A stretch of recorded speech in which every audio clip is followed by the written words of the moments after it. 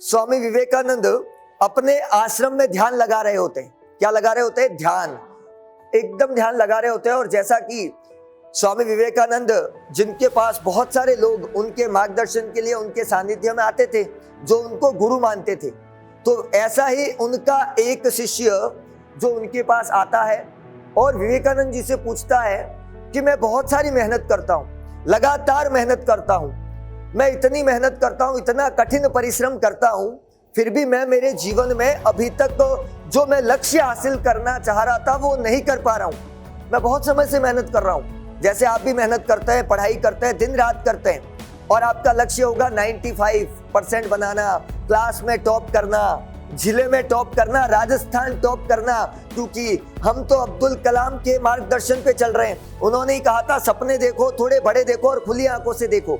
ये बात भी कलाम ने कही थी, तो हम उनके लक्ष्यों पर चल रहे हैं। तो वो जो व्यक्ति आया था वो बहुत मेहनत करता था, बहुत परिश्रम करता था, और इतने परिश्रम करने के बाद भी उसको सफलता हाथ नहीं लगी, सफलता हाथ नहीं लगी। जो वो करना चाहता था अपने जीवन में वो नहीं कर पाया।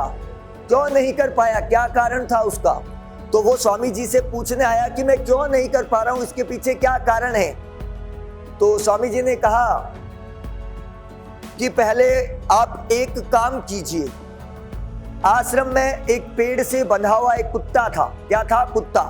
और उन्होंने कहा कि उस कुत्ते को पकड़िए और इस आश्रम में पहले इसको घुमा के लेके आइए, इसको पहले घुमाइए आश्रम के चारों ओर, इसको घुमा के और फिर वापस लेके आओ, फिर मैं आपकी समस्या का समाधान करता हूं।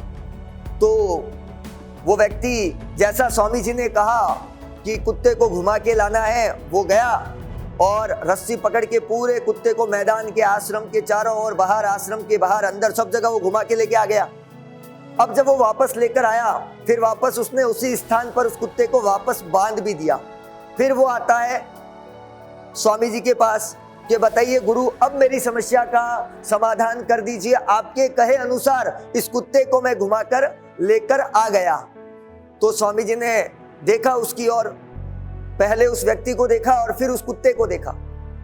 उन्होंने कहा ये कुत्ता बहुत हाँफ रहा है, ये कुत्ता बहुत हाँफ रहा है, ऐसा क्यों? क्या कारण है इस कुत्ते के हाँफने का? जबकि तुम तो एकदम बढ़िया लग रहे हो, तुम तो नहीं हाँफ रहे हो। जबकि कुत्ते को तुम घुमा के लेके आए तो तुम भी तो हाँफने चाहिए, तुम क्यों नहीं हाँफ रहे हो? ये कुत्ता ही क्यों हाँफ रहा है? क्योंकि बराबर दूरी तय करी, जितना कुत्ता गया होगा उतना वो इंसान भी गया होगा, दोनों बराबर गए, फिर कुत्ता ही हाँफ रहा है जबकि वो व्यक्ति नहीं हाँफ रहा है। क्या कारण था इसका? तो वो व्यक्ति कह रहा है आपके कहे अनुसार मैं तो घुमा के लाया, अब इस कुत्ते का तो अब मैं क्या करूं? तो स्वामी जी ने कहा इसका उत्तर इसी में छुपा हुआ है। क्या उत्तर हो सकता है इसका?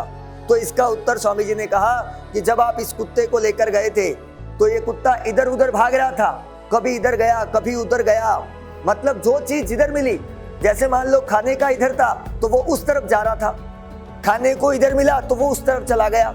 जिस तरफ उसको जो चीज दिख रही थी वो कुत्ता उस ओर भागे जा रहा था।